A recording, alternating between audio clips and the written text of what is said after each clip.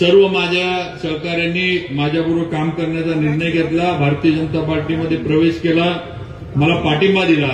त्याबद्दल माझ्या या सर्व सहकारी मित्रांचं, माझ्या वडीलधारी मंडळींचं मी मनापासून आभार मानतो. आपल्या पाठिंब्यामुळं माझा विजय हा पक्का झालेला आहे, हे या निमित्तानं मला आपल्याला सांगायचं आहे. आज सातारा आणि जावळी हे दोन तालुके इतिहासामध्ये नोंद असणारे तालुके आहेत. या दोन तालुक्यांची ओळख छत्रपती शिवाजी महाराजांपासून आजपर्यंत इतिहासामध्ये कायम लिहिली गेलेली ही वस्तुस्थिती आहे. एकीकडे सातारा ही मराठ्यांची राजधानी, शाहू महाराजांनी ही शाहूनगरी निर्माण केली आणि मराठ्यांचं राज्य हे अटकेपार गेलं, ही इतिहास सांगतो आपल्याला. दुसरीकडे प्रतापगडवरचा इतिहास हा जावळी तालुक्याचा इतिहास आहे. छत्रपती शिवाजी महाराजांच्या पराक्रमाचा इतिहास हा प्रतापगडाच्या पायथ्यावर घडला आणि जावळी तालुका त्या इतिहासामध्ये जावळी तालुक्याची नोंद झाली. असे दोन तालुके आज माझ्या मतदारसंघात आहेत. माझे कर्मभूमी किंवा माझं जे काही काम आहे या दोन ऐतिहासिक तालुक्यामध्ये गेले 15 वर्ष सुरू आहे, 20 वर्ष सुरू आहे आणि आता पुढचे 5 वर्ष आपल्या सर्वांच्या आशीर्वादानं मला मिळणार आहेत हे मला नक्कीच या ठिकाणी माहिती आहे. आणि म्हणून या इतिहासामध्ये ऐतिहासिक तालुक्यांमध्ये काम करत असताना माझी जबाबदारी नक्की मोठी आहे.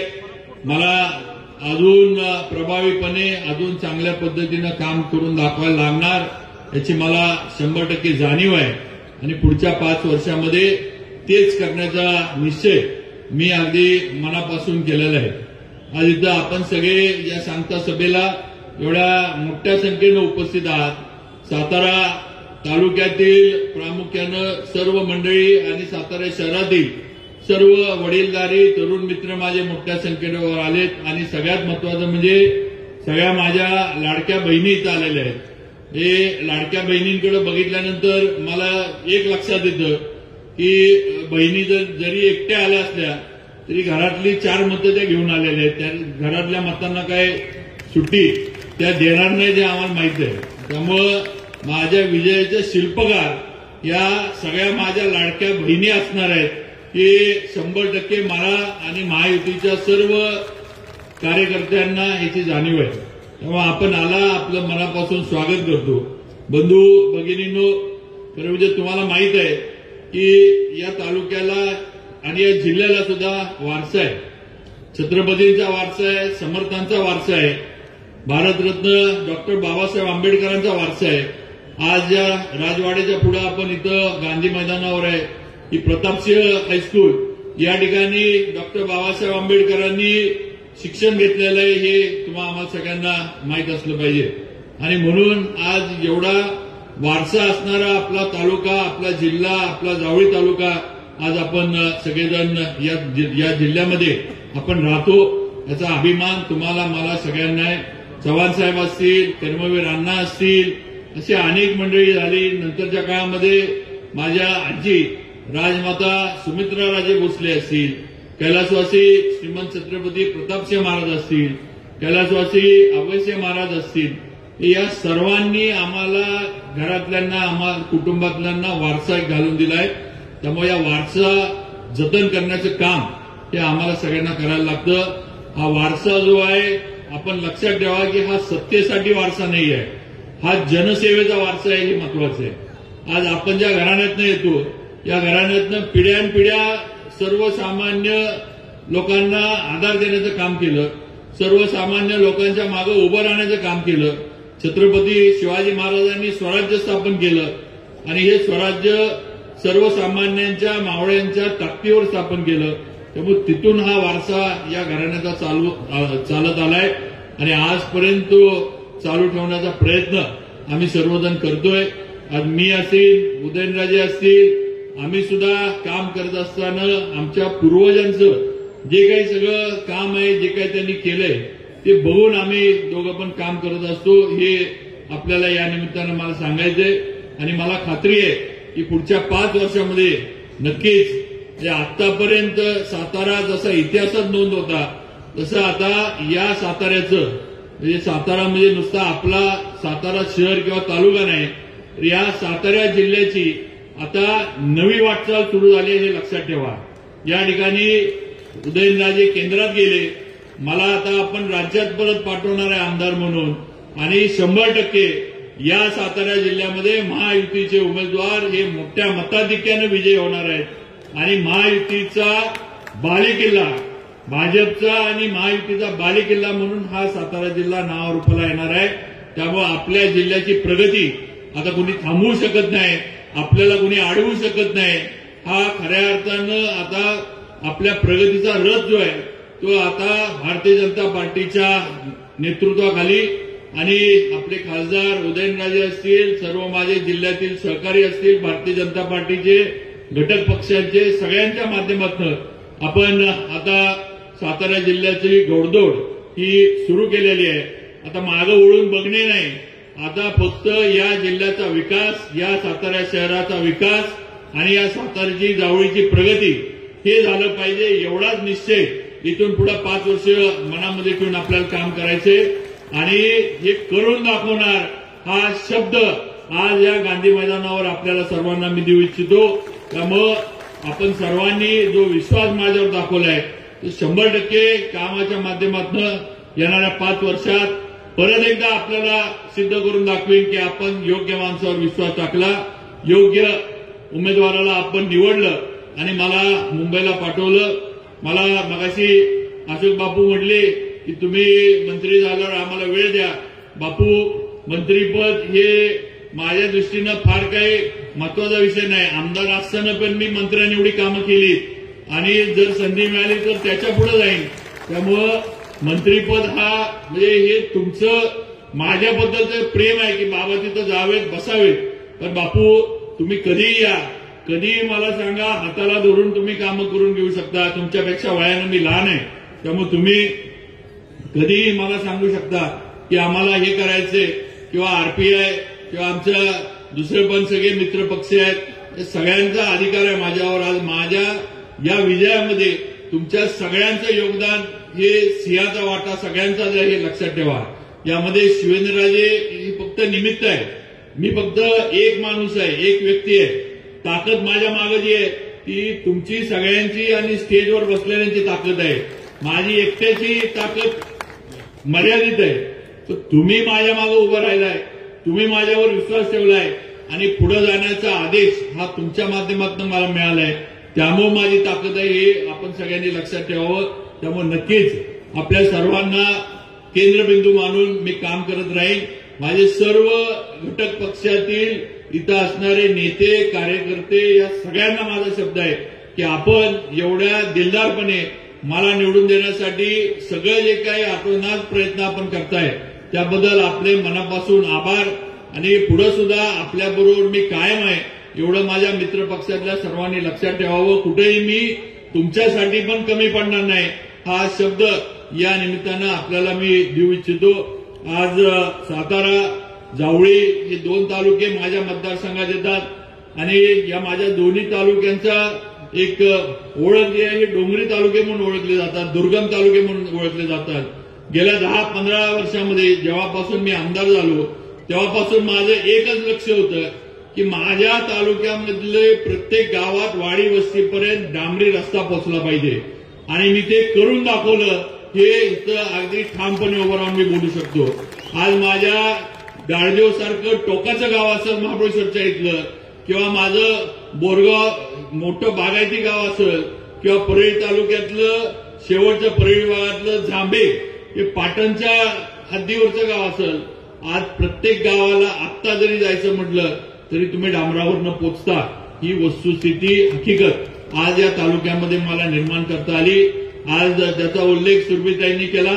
या सातारा शहरातले रस्ते देवेंद्रजी फडणवीसांच्या माध्यमातून आपण बघा, आपण कॉन्क्रीटचे रस्ते आता साताऱ्यात चालू केले. त्यामुळे आता सातारची नवीन ओळख ही आपल्या इथली सुरू झालेली आहे. त्यामुळे 100% हा मोठा बदल सातारच्या प्रगतीमध्ये होणार आहे. आज सातारची हद्दवाढ झाली. आज सातारा पर्यटनाच्या दृष्टीनं पुढे चाललाय. आज आपण जर मुंबईच्या लोकमत मधली एक बातमी वाचली तर आज नवीन महाबळेश्वरचा जो प्रकल्प होऊ घातलेला आहे त्याच्या बऱ्याचशा माहित्या मुंबईच्या लोकमतच्या एडिशनमध्ये आल्या. तुम्ही माहिती घ्या. आज नवीन महाबळेश्वरमध्ये सातारा, जावळी हे दोन्ही तालुके त्याच्यामध्ये आलेले आहेत आणि फार मोठ्या प्रमाणावर पर्यटक येण्यासाठी, पर्यटन वाढण्यासाठी ज्या काही गोष्टी गरजेच्या आहेत याच्या माध्यमातून होणार आहेत आणि त्याचा पाठपुरावा आम्ही सगळेजण करतोय हे आपण सगळ्यांनी लक्षात घेतलं पाहिजे. त्यामुळं पर्यटन ही इंडस्ट्री साताऱ्यामध्ये वाढेल कशी, ज्याचा उल्लेख ताईंनी केला की आपल्या इथलं जे नैसर्गिक आपलं सगळं वातावरण आहे ते फार सुंदर आहे, अनुकूल आहे. त्यामुळे इथं बाहेरनं पर्यटक आले पाहिजे. जे पर्यटक येत आहेत ते साताऱ्यामध्ये परिसरामध्ये राहिले पाहिजे. महाबळेश्वरला जी गर्दी होती ती थोडी आपल्याकडे आली पाहिजे. हा प्रयत्न या सगळ्या आमच्या ह्याच्या पर्यटनाच्या ह्याच्यातला आहे हे आपण लक्षात घ्यावं. आणि म्हणून माझी आपल्याला विनंती आहे की आता आपल्याला कुणीही थांबवू शकत नाही. आपण आता पुढे निघालोय. आपली वाटचाल सुरू झालेली आहे. गेले 20 वर्षामध्ये तुमचा आमदार म्हणून मी जे काम केलं ते तुम्ही सगळ्यांनी बघितलेलं आहे. कधीही खोटं काहीतरी सांगितलं किंवा वेळ मारून नेण्यासाठी काय सांगितलं असं कधी झालं नाही. ही वस्तुस्थिती आहे. आज एवढा माझा मित्र परिवार, एवढी तरुणांची शक्ती आज माझ्या मागे उभी आहे की काय त्यांना काही देऊन आणलेली ही शक्ती नाही किंवा देऊन आणलेले माझे मित्र नाही. तर आज यांचा विश्वास, यांचं प्रेम कामाच्या माध्यमातून आणि यांच्या अडीअडचणीला यांच्याबरोबर मी उभा राहिलो म्हणून आज एवढा माझा मित्र परिवार साताऱ्यामध्ये वाढला किंवा आहे किंवा जावळी तालुक्यामध्ये वाढला ही वस्तुस्थिती आहे. आणि म्हणून हे कमवलेलं प्रेम आहे हे कधी कमी होणार नाही, हे वाढत जाणार ही वस्तुस्थिती आहे. मला आपल्याला एवढंच सांगायचंय, जास्त वेळ आपला घेणार नाही. बराच वेळ आपण बसलाय आणि सांगता सभा आहे. मला आता वर्ण इथनं आपल्याकडनं बघितल्यावर मला एवढंच दिसतंय की 23 तारखेला इथं जे बसलेले आपण सगळेजण आहे इथं अशीच सभा होणार आहे. फक्त तुम्ही गुलालात असणार आहे एवढं लक्षात ठेवा.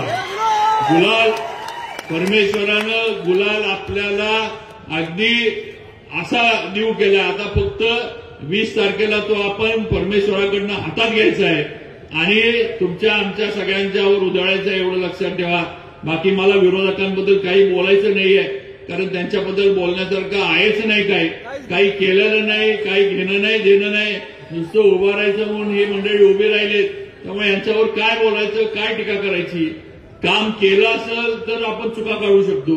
त्यांनी कामच केलेलं नाही त्यामुळे चुका काय काढणार यांच्यातल्या, अशी आताच्या विरोधकांची परिस्थिती आहे. मी आपल्याला एक सांगतो की मी आणि उदयनराजे आज आम्ही एकत्र आहे. आमच्यात संघर्ष होता. आम्ही लोकसभेच्या आधी देवेंद्रजी वगैरे आम्ही बसलो आणि संघर्ष संपला. आपण सगळ्यांनी ताकद लावली आणि महाराजांच्या अटीतटीच्या निवडणुकीमध्ये आपण ताकद सगळ्यांनी, म्हणजे नुसतं मी नाही तर सगळ्यांनी, त्यांच्याबरोबर असणाऱ्या सर्व कार्यकर्त्यांनी, माझ्याबरोबर असणाऱ्या सर्व कार्यकर्त्यांनी आपण ताकद लावली आणि स्वातंत्र्यानंतर पहिले भारतीय जनता पार्टीचे खासदार दिल्लीत आपण उदयनराजेंना पाठवलं. ही हकीकत, ही वस्तुस्थिती ही आपण घडवून दाखवलं. त्यामुळं आपलं नक्कीच तेवढं वजन आणि तेवढा दबदबा आज दिल्लीपर्यंत उदयनराजेंच्या माध्यमातून आज पोहोचलेला आहे. आज नरेंद्र मोदींची ताकद आपल्या मागे आहे. राज्यात देवेंद्रजींची ताकद आपल्या मागे आहे. त्यामुळे आता आपल्याला मागं वळून बघायला लागणार नाही. आज भरभरून निधी हा सातारसाठी, जावळीसाठी केंद्रातनं, राज्यातनं हा आता 100% येणार आहे. त्यात कुणीही ब्रेक लावू शकत नाही हे आपण लक्षात ठेवावं. आज राज्यात परिस्थिती आपण बघतोय. महायुतीचं सरकार येणार ही आता काळ्या दगडावरची रेस झाली आहे. आता महायुतीला महाराष्ट्रामध्ये कुणी थांबवू शकत नाही. त्यामुळे आपल्याला पण सगळ्यांना आता नुसतं सातारा जावळी नाही तर माझी विनंती आपल्याला ही आहे की आपल्या जिल्ह्यात असणारे सर्व महायुतीचे उमेदवार, मग ते भाजपचे असतील, शिवसेनेचे असतील किंवा आरपीआय असू दे, आपल्या बरोबरचे कुठल्या पण पक्षाचे उमेदवार असतील, या सर्वांना निवडून आणण्यासाठी आपण प्रयत्न केला पाहिजे. आपले पाहुणे रावळे मित्रपरिवार जिथं असतील त्यांना सांगितलं पाहिजे की महायुतीच्या उमेदवाराला विजयी करा, महायुतीच्या उमेदवाराला निवडून द्या. आज शेतकऱ्यांचा खरा सन्मान कुणी केला असेल तर पंतप्रधान नरेंद्र मोदींनी केलाय.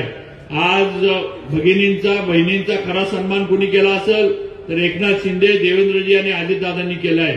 आज शेतकऱ्यांना खरा न्याय कुणी दिला असेल तर आपल्या महायुतीने दिलाय. सगळं तुम्ही बघा. आज गरिबांना कुणी मदतीचा हात दिला असेल तर आपल्या भारतीय जनता पार्टी, नरेंद्र मोदी आणि महायुतीने दिला, ही वस्तुस्थिती आहे. आपल्याला शेतकरी सन्मान योजनेचा पैसा मिळतो, आपल्याला मोदींच्या माध्यमातून मुद्रा लोन मिळतात, आज आपल्याला मोफत धान्य केंद्र सरकारच्या माध्यमातून, मोदीजींच्या माध्यमातून मिळतंय. आज राज्यामध्ये आपल्याला लाडकी बहीण योजना या आपल्या तिन्ही भावांनी दिली. आज लाईट बिल आपली माफ करून दिली. आज 7.5 HP पर्यंतची सगळी शेतकऱ्यांची लाईट बिल ही थकबाकी सकट माफ केली. परवा मी नागठाण्याला सभेला गेलो होतो, त्यावेळेला तिथं मी माझ्या तालुक्यातील बामनोलीचा एक किस्सा सांगितला की बामनोलीतल्या शेतकऱ्यांनी मला सांगितलं की आमच्या गावातली 5 कोटीची लाईट बिल माफी झाली आहे. 5 कोटीची.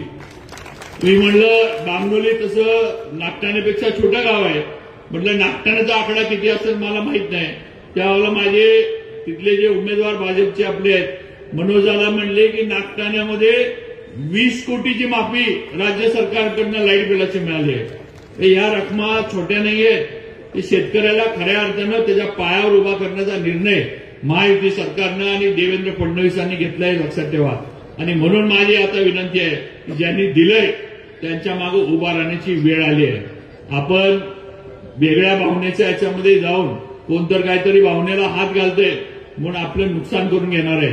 राज्याची प्रगती जर आपल्याला करायची असेल तर राज्यामधलं आणि केंद्रामधलं सरकार हे एका विचाराचं असलं पाहिजे, हे आपण सगळ्यांनी लक्षात ठेवलं पाहिजे. नुसतं विधानसभा मतदारसंघ किंवा माझा तालुका, माझं गाव, माझा जिल्हा परिषद गट आणि त्याच्यामध्ये माझ्या एकामेकातल्या आपल्या कुरघोड्या ह्याच्यापुरतं जर आपण मर्यादित राहिलो तर आपण राज्याचं नुकसान करणार आहे. शेवटी आपण महाराष्ट्राचे सगळेजण नागरिक आहोत. राज्याची पण जबाबदारी आपल्यावर आहे.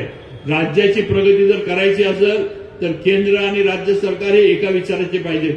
जर इथं वेगळ्या विचाराचं सरकार आलं तर संघर्ष केंद्रात आणि राज्यात सुरू होणार आणि महाराष्ट्र मागे पडणार, हे आपण लक्षात ठेवा. तेव्हा आज केंद्रात भाजपचं विचाराचं सरकार आहे आणि मोदीजी तिथं द्यायला बसले. आता आपण सुद्धा राज्यात भाजपच्या विचाराचं महायुतीचं सरकार आणलं पाहिजे आणि मोदीजी जे देत आहेत ते आपण घेतलं पाहिजे, हे आपण सगळ्यांनी लक्षात ठेवलं पाहिजे. आणि म्हणून येणाऱ्या 20 तारखेला फक्त महायुती आणि जिथं कमळ असेल तिथं कमळ, जिथं धनुष्यबाण असेल तिथं धनुष्यबाण आणि जिथं घड्याळ असेल तिथं घड्याळ, ही भूमिका घेऊन तुम्हाला आम्हाला सगळ्यांना काम करायचंय. आणि म्हणून माझी आपल्याला विनंती आहे की कुठेही आता वेगळा विचार डोक्यात ठेवायचा नाही. आता शेवटचे 2 दिवस राहिलेत, उद्या जाहीर प्रचार बंद होणार. आता गावोगावी ज्यावेळेला तुम्ही जाल त्यावेळेला गावात जाऊन उद्यापासून बैठका घेणं आणि गावामध्ये सगळ्यांना एकत्र घेऊन सांगणं की आपल्याला महायुतीच्या मागे जायचंय आणि त्याप्रमाणे 20 तारखेला मतदान करून घेणं, हे काम आता आपल्याला करायचंय. वातावरण सगळं आपल्या बाजूने आहे, लोक आपल्या बाजूने आहेत, मतदार आपल्या बाजूने आहेत, भगिनी आपल्या बाजूने आहेत, वडीलधाऱ्यांचा आशीर्वाद आपल्याला आहे, तरुणांची शक्ती आपल्या बाजूने आहे. आता हे सगळं जे आहे हे पोलिंग बूथ पर्यंत आणणं आणि त्या मशीनमध्ये उतरवणं, हे काम तुम्हाला सर्वांना आता करायचंय, लक्षात ठेवा. कारण सगळं चांगलं असताना मताच्या टक्केवारीला जर आपण कमी पडलो तर मग नुसतं बोलून आणि सांगून काय होणार नाही. आता मतदानाची टक्केवारी कशी वाढेल आणि हे जी भावना आपल्याबद्दल लोकांची आहे की लोक आपल्याला मतं द्यायला तयार आहेत. त्यांनी निश्चय केलाय, निर्णय केलाय की या निवडणुकीमध्ये भाजपबरोबर जायचं, शिवेंद्र बाबांबरोबर जायचं. त्यामुळे आता हा जो निर्णय आहे हा आपल्याला मतदान केंद्रापर्यंत आणला पाहिजे, त्या मतदाराला तिथपर्यंत आणलं पाहिजे, त्याच्याकडनं ते मतदान करून घेतलं पाहिजे आणि आपला विजय जो आहे हा पक्का केला पाहिजे. गुलाल जो आहे तो घेण्यासाठी आपल्याला हे करायला लागणार आहे, हे आपण सगळ्यांनी लक्षात ठेवा. आणि मी आज आपल्याला एवढंच सांगतो की इथून पुढे सातारच्या विकासामध्ये, जावळीच्या विकासामध्ये कुठेही काही आम्ही दोघं कमी पडणार नाही. पूर्वीचं संघर्षाचं राजकारण हे आता संपलेलं आहे. इथून पुढे संघर्ष कुठल्याही बाबतीमध्ये अजिबात संघर्ष आपल्याला इथं दिसणार नाही. दिसल जे काय आमच्या दोघांकडनं तुम्हाला दिसल की फक्त आणि फक्त सातारची प्रगती आणि सातारचा विकास एवढंच तुम्हाला दिसल. हा शब्द या सभेच्या निमित्तानं आपल्याला देऊ इच्छितो. माझी आपल्याला विनंती आहे की सगळ्यांनी या 20 तारखेला आपला हे होणारे जे मतदान आहे महायुतीचा भाजपचा उमेदवार म्हणून कमळाच्या समोरचं बटन दाबून आपण मला द्यावं. परत एकदा या ऐतिहासिक दोन्ही तालुक्यांचं सातारा जावळी या विधानसभा मतदारसंघाचा आमदार म्हणून प्रतिनिधित्व करण्याची संधी ही आपल्या सर्वांच्या आशीर्वादामधनं मला मिळावी ही विनंती आपल्या सर्वांना करतो. एवढ्या संख्येनं आपण आला त्याबद्दल परत एकदा आभार मानतो आणि माझे भाषण थोडक्यामध्ये इथं थांबवतो. जय हिंद, जय महाराष्ट्र. मी असेल किंवा शिवेंद्रराजे असेल, आम्ही दोघांनी एकच विचार केला आणि तो म्हणजे सर्वसामान्य लोक म्हणजे आपण सर्व मतदार बंधू भगिनी, आपण जो आम्हाला आशीर्वाद दिला त्यामुळेच आम्ही खासदार आणि शिवेंद्रराजे आमदार आहेत. हे विनम्रपणे आम्हाला या ठिकाणी सांगावंच वाटतं. हे का सांगण्याची पद्धत आहे कारण की आपण ठिकठिकाणी पाहतो की एकदा निवडून गेल्यानंतर अनेक ठिकाणी आता खास करून महाविकास आघाडीच्या बाबतीत बोलायचं झालं तर त्यांच्याबद्दल बोलण्यासारखं काही नाही. कारण ही लोक यांनी कुठलं कार्य केलं नाही, किंबहुना केवळ सत्ता हासिल करण्याकरता ही यांचे विचार वेगळे आहेत आणि त्यामुळे सत्ता हस्तगत करण्याकरता जी कधी त्यांना होणार नाही ते एकत्र आलेले आहेत. या उलट महायुतीचं जर आपण संपूर्ण महायुती म्हणजे एकत्र आली ती विचाराने आली. विचार आहे म्हणजे लोकहिताचा विचार, छत्रपती शिवाजी महाराजांचं लोककल्याणकारी विचार जोपासण्याकरता, ते अंमलात आणण्याकरता, आचरणात आणण्याकरता संपूर्ण गेल्या 10 वर्षाच्या कालावधीत केंद्र शासनामधनं मोदीजींच्या मार्गदर्शनाखाली आणि ह्या संपूर्ण आपल्या राज्यात मग एकनाथ शिंदे साहेब असतील, देवेंद्रजी असतील, अजितदादा असतील, यांचे आणि मित्रपक्ष असतील, रामदासजी आठवले असतील, यांच्या मार्गदर्शनाखाली अनेक योजना, मग महिलांच्या बाबतीतल्या योजना असतील, शेतकऱ्यांच्या बाबतीतल्या असतील, तरुणांच्या बाबतीतल्या असतील, अनेक योजना या अगोदर ज्यांनी जवळपास 60 वर्ष म्हणजे थोडा कालावधी नाही, 7 दशक झाले.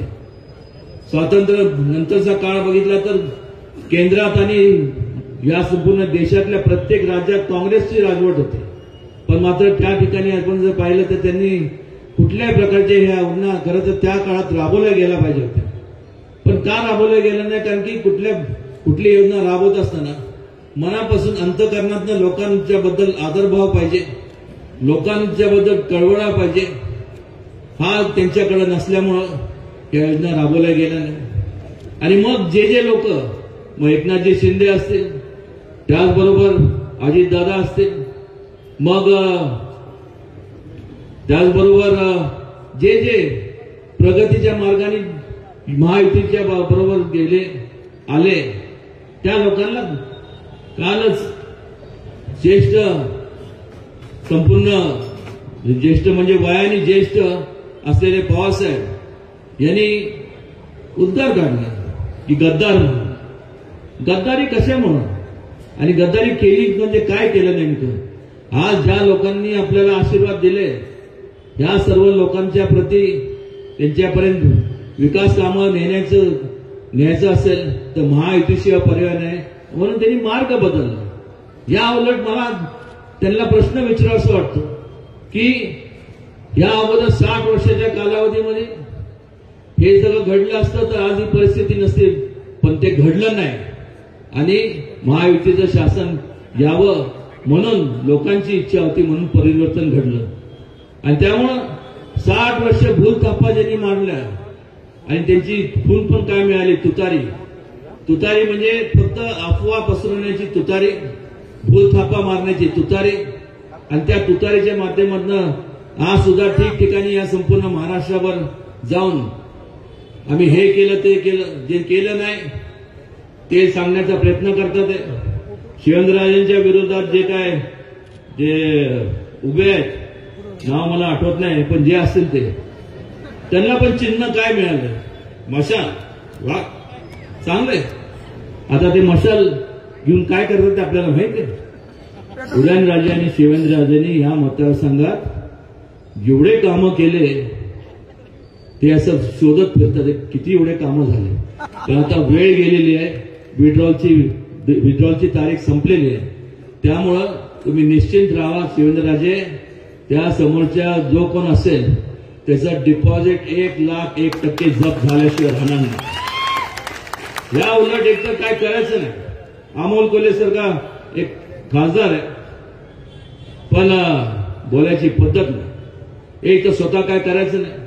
महिलांच्या बाबतीत त्यांनी मला वाटतं पुसेसावळी ना दादांच्या गावातच तिथं सभा झाली. त्या ठिकाणी उद्गार काय काढणार आहे. महायुतीला लागली कडकी म्हणून आणली योजना बहीण माझी लाडकी. अरे लाज वाटायला पाहिजे, लाज वाटायला पाहिजे. एक तर स्वतः करायचं नाही. महिलांच्या संदर्भात कुठलं ध्येय धोरण चांगल्या पद्धतीने राबवायचं नाही. त्याचबरोबर शेतकऱ्यांच्या बाबतीत काय निर्णय घ्यायचा नाही. त्याचबरोबर तरुणांच्या बाबतीत काय निर्णय घ्यायचा नाही. उद्योगांच्या बाबतीत काय निर्णय घ्यायचा नाही. आणि मग नुसतं स्वतःच नाकर्तेपणा दडवण्याकरता आता काय बोलायचं, लोकांसमोर गेल्यानंतर काहीतरी बोललं पाहिजे.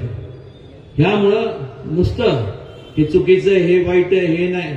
पण त्यांचा ते 5 कलमी त्यांनी जे काय जो जाहीरनामा प्रसिद्ध केलाय हे आम्ही करू. पण आपण त्यांचा जो जाहीरनामा बघितला तर हे संपूर्ण त्यांनी त्यांच्या जाहीरनाम्यात नमूद केलंय हे महायुतीने ह्या अगोदरच सर्व ह्या योजना मार्गी लावल्या आहेत. ह्या आवर्जून या ठिकाणी मला सांगावंसं वाटतं. आणि निश्चितपणे आम्ही दोघंही तुम्हाला सर्वांना लोकशाहीतले आपण सर्व जे राजे आहेत तुम्हाला केंद्रबिंदू मानून कधीही तुमचं वरती अन्याय होऊन देणार नाही. तुमचं हित जोपासणार. जास्तीत जास्त विकास कामं तुमच्यापर्यंत आम्ही पोहोचवणार. आणि आपल्याला माहित आहे की या ठिकाणी तो पिक्चर लागला होता ना पुष्पा, तर मी तर आहेच.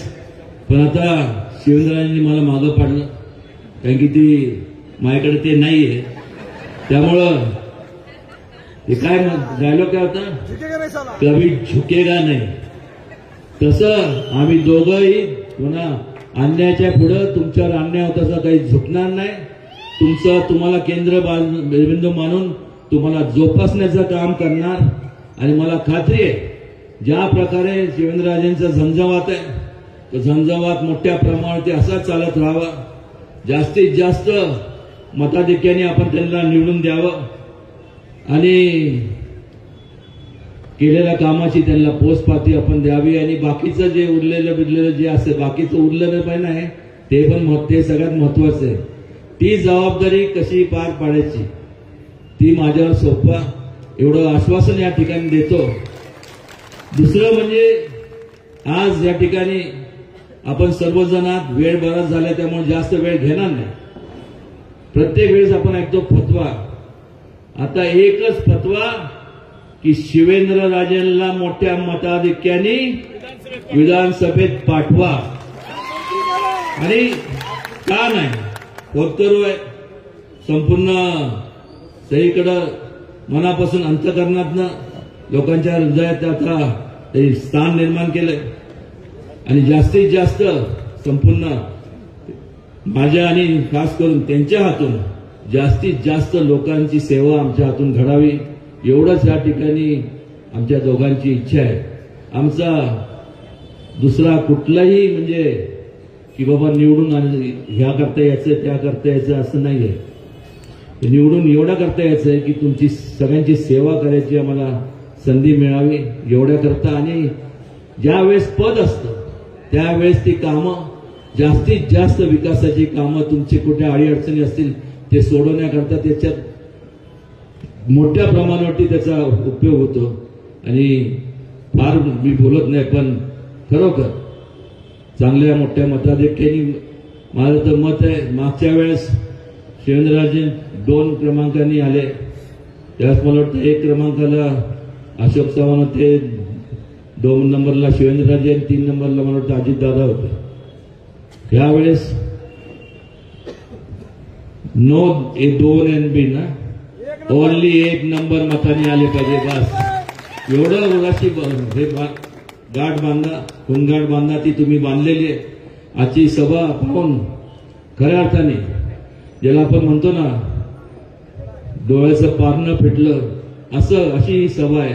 आणि आपण सर्व माझ्या आणि खास करून शिवेंद्रराजे आणि आमच्या सगळ्यांच्या विनंतीला मान देऊन आपण या ठिकाणी आलात. आपलं सगळ्यांचं स्वागत आणि वेळात वेळ काढून आपण या ठिकाणी आल्याबद्दल आपल्यामुळं या सभेला शोभा आली हे विनंतीपूर्वक मला या ठिकाणी सांगावंसं वाटतं. असंच आपल्या सगळ्यांचे आशीर्वाद, आपलं प्रेम, आपलं पाठबळ आमच्या दोघांच्या पाठी राहू द्या, जेणेकरून आपल्याला एक ऊर्जा मिळते, जास्तीत जास्त तुमचे काम करण्याची संधी मिळते. एवढंच या प्रसंगी सांगतो आणि थांबतो. जय हिंद, जय महाराष्ट्र, जय शिवराय.